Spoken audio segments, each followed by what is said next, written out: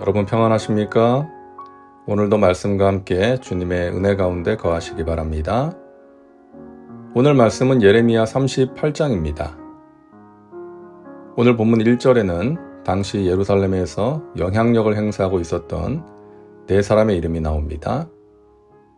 맏단의 아들 스바랴와 바스울의 아들 그다랴와 셀레미야의 아들 유갈과 말기야의 아들 바수울이 예레미야가 모든 백성에게 이르는 말을 들은즉 이르기를. 이들은 시드기야의 최측근 4인방이라고 할 수 있는 사람들이었습니다. 시드기야가 왕이긴 하지만 이 사람들의 말을 무시하면 상당한 어려움을 겪을 수 있는 실세 중의 실세들이었습니다. 이 사람들은 예레미야가 전하는 메시지를 누구보다 싫어했습니다. 예레미야가 하나님께 받아서 전한 메시지는 한마디로 어떻게 하면 유다가 완전히 멸망하지 않고 목숨을 건질 수 있을 것인가 하는 것이었습니다. 야훼께서 이와 같이 말씀하시되 이 성에 머무는 자는 칼과 기근과 전염병에 죽으리라. 그러나 갈대인에게 항복하는 자는 살리니 그는 노량물을 얻음같이 자기의 목숨을 건지리라.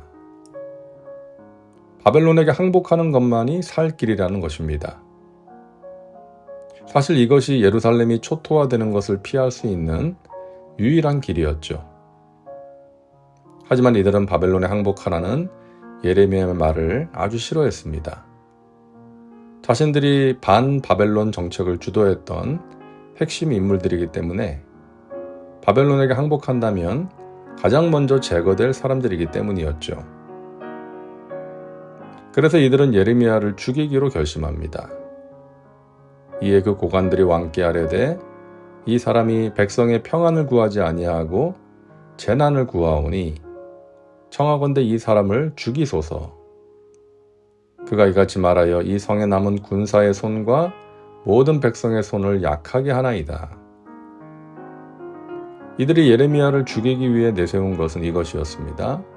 지금 나라가 위기 가운데 있는데 군사들과 백성들이 마음을 강하게 하고 하나가 되어서 결사항전을 해야 할 때인데 예레미야가 자꾸만 바벨론의 손에 넘어갈 것이라고 항복해야 살 것이라고 하면서 그들의 마음과 손을 약하게 한다는 것이었죠.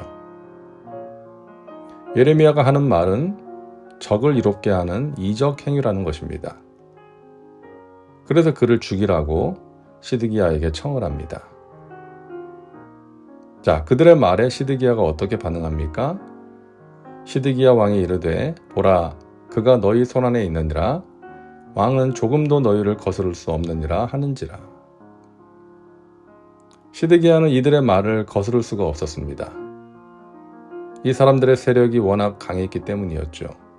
그래서 나는 너희들의 뜻을 거스를 수가 없으니 선지자를 살리든지 죽이든지 너희 뜻대로 하라고 말합니다. 지도자는 자신의 측근을 조심해야 합니다. 나라가 망하거나 지도자가 자리에서 물러나야 할 때는 언제나 친인척 비리나 측근들의 비리가 터져나오지 않습니까? 그 사람들의 관심은 오직 자신들의 야망을 이루는 것과 욕심을 채우는 것에만 있습니다. 그래서 지도자의 눈과 귀를 막아버리고 자신들의 뜻대로 이끌어 가려고 합니다.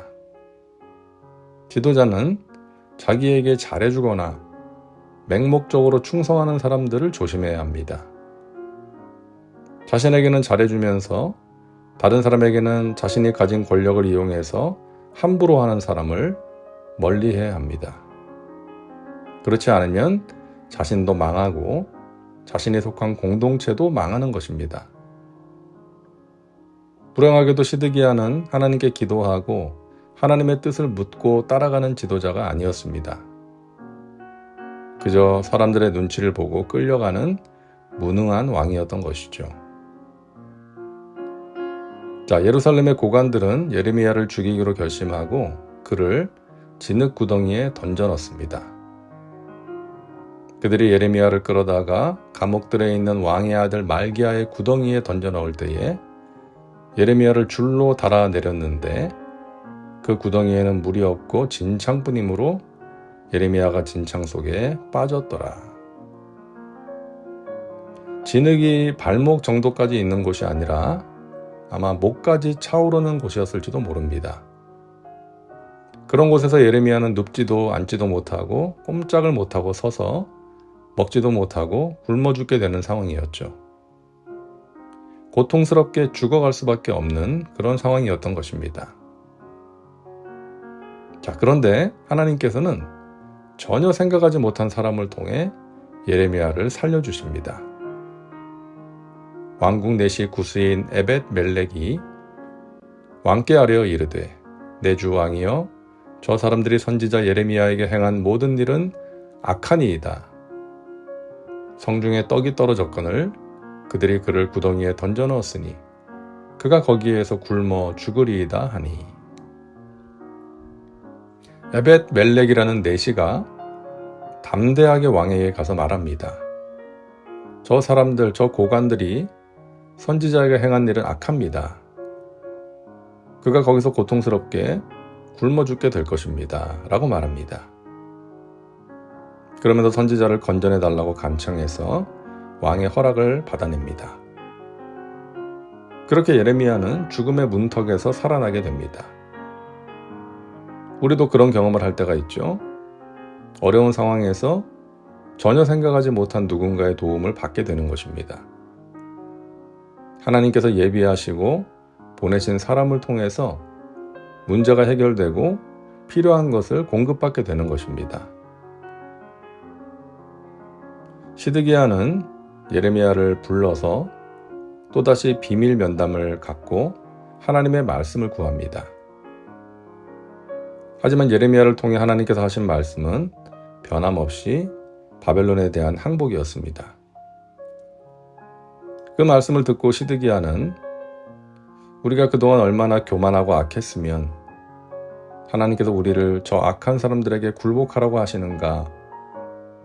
부끄럽지만 하나님의 말씀을 따라 행하자. 때가 되면 우리를 구원해 주시고 회복시켜 주실 것이다. 이렇게 해야 하는데 그렇게 하지 않았습니다. 그리고 그렇게 할 수 없는 자신의 속마음을 이야기하죠. 시드기야 왕이 예레미야에게 이르되 나는 갈대아인에게 항복한 유다인을 두려워하노라. 염려하건대 갈대아인이 나를 그들의 손에 넘기면 그들이 나를 조롱할까 하노라 하는지라. 이미 바벨론에게 투항한 유다인들이 있었습니다. 이제서야 자신이 바벨론에게 항복을 하면 그들이 자신을 얼마나 조롱하겠냐는 것이죠.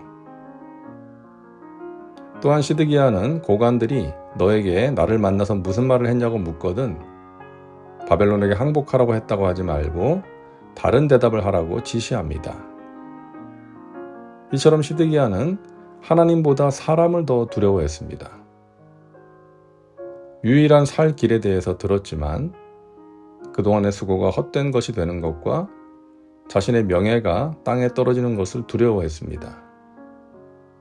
그리고 끝까지 바벨론과 맞서야 한다고 주장하는 그 4인방을 두려워했던 것입니다. 우리는 힘 있는 사람, 우리와 가까운 사람을 신경 쓸 수밖에 없을 때가 있습니다. 하지만 그들도 하나님보다 앞설 수는 없는 것이죠.